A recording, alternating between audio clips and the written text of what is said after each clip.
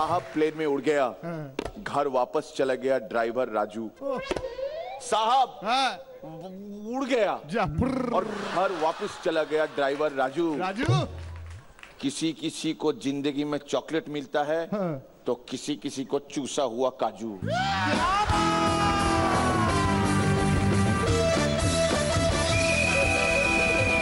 কপাল আমার না বুদনদার।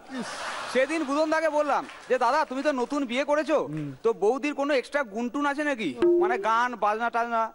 না গানটা ঠিক না, তবে বাজনা মানে মিউজিক্যাল ইনস্ট্রুমেন্ট একদম পাক্কা। বাবা কটা বাজাতে পারে? ওই দুটো। হ্যাঁ কি কি গো, ও ঠাকুর ঘরে শাঁখ আর শোয়ার ঘরে সানাই। তো আমরা এখানে পারফরমেন্স শেষ করার পর ওখানে গিয়ে যদি গ্রুমাররা হাত বাড়িয়ে দেয় তার মানে কি কি তোদেরকে যোগগুলো কেমন দিয়েছি বল।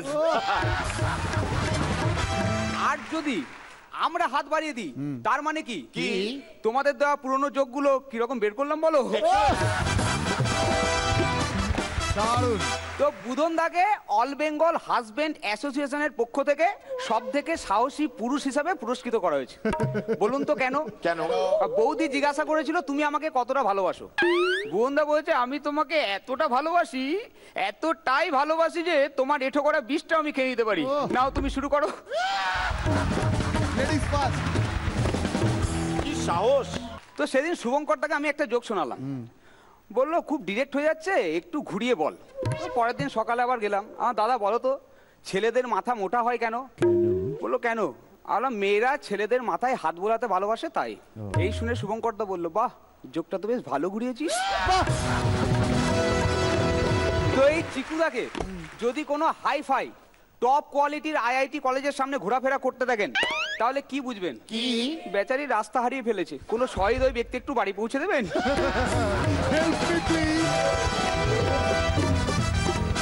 ট্যাবলেট বাচ্চা বিট্টু বিট্টুকে স্যার জিজ্ঞাসা করেছে আচ্ছা বিট্টু বলো তো 2 থেকে 2 বিয়োগ করলে তোমার হাতে কত পড়ে থাকবে? বলতে পারবো না স্যার। উফ ধরো তোমার দুটো গার্লফ্রেন্ড, ওই দুজনকেই আমি নিয়ে নিলাম, এরপর তোমার হাতে কি পড়ে রইলো? স্যার ওইটা মদের বোতল। ও মেয়েরা কোন প্রশ্নের উত্তর জানা সত্ত্বেও সেই প্রশ্নটা বারবার করে, এটা তুমি কি করছো, এটা তুমি কি করছো?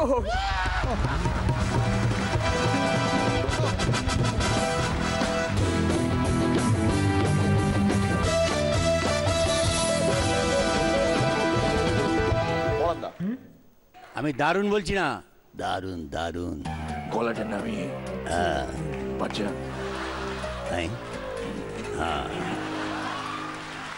খুব স্টেডি পারফরমেন্স ইনডিড।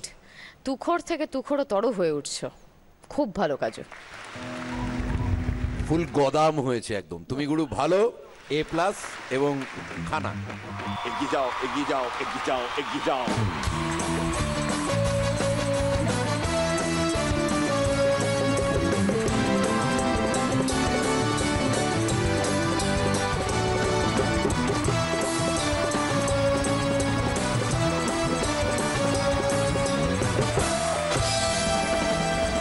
আচ্ছা আরো একবার ধন্যবাদ এই সোমবার রাতে যে মাংসটি খাওয়ালে আমাদের। হ্যাঁ thank you so very much. দারুণ দারুণ। এবার বলো কাজু মাংসটা কে রেঁধেছিল? আমার মাঝে মধ্যে ভেতরটা কিরকম করে ওঠে এটা ভেবে যে তোমার বাবা মানে তোমায় ছেড়ে তিনি এই হোটেলটি সামলাচ্ছেন, তোমার ভাইও আছে সঙ্গে, তোমাকে মিস তো ডেফিনেটলি করেন। এবং তুমি না থাকাতে মানে 3টে মানুষ একসঙ্গে মিলে একটা জিনিস চালাচ্ছে, সেখান থেকে রিডিউস টু 2 পিপল। অবভিয়াসলি এখানে ম্যান পাওয়ার, এখানে লেবারের সমস্যা রয়েছে, সমস্ত কিছু তিনি তোমার ভাইয়ের সঙ্গে সামলাচ্ছেন।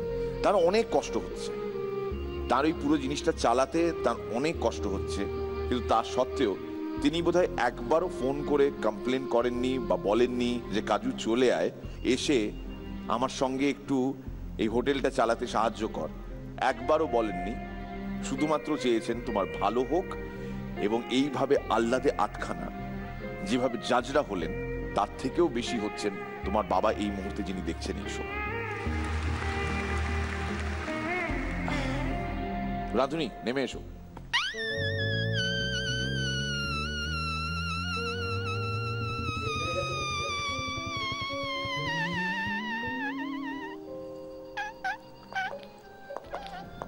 কাজুর বাবাকে উদ্দেশ্য করে বলছি, এই হলো আপনার রত্ন চিরঞ্জিত হালদার।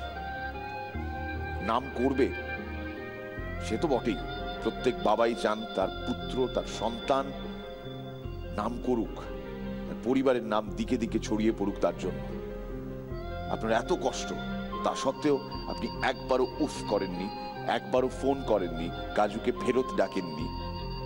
সেই কবে এসেছিলেন আমাদের সেটে, তারপর আপনি ওইখানে বসে দেখে গেছেন নিজের ছেলেকে, এবং এত দূরে থেকেও আপনার ছেলেকে আপনি এইভাবে জি বাংলার পর্দার মারফত পান।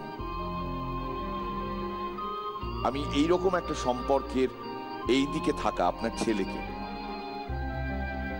অনেক অনেক অনেক আশীর্বাদ দিচ্ছি একজন দাদা হিসেবে।